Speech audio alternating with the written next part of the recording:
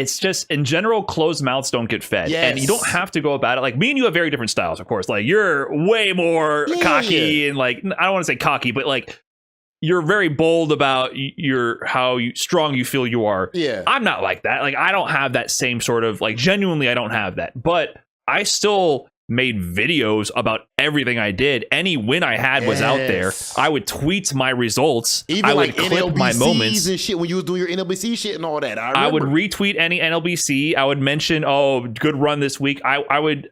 It wasn't like, oh, I'm fucking better than everyone.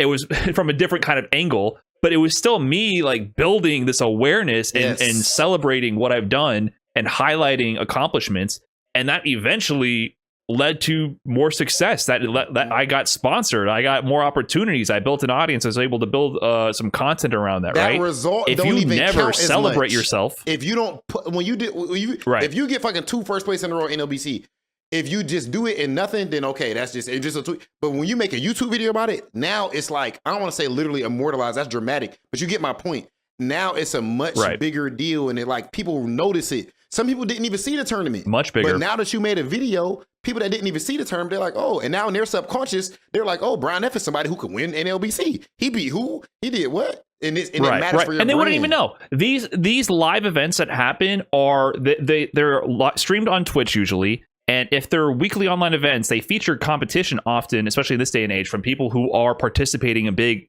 The Evo champion is playing in every weekly, right? If you beat Punk in an online weekly, trolling with a second tertiary, his 14th character or not, if you don't capitalize on the moment, I mean, be reasonable. I'm not saying to say, oh, say you're better than Punk or whatever.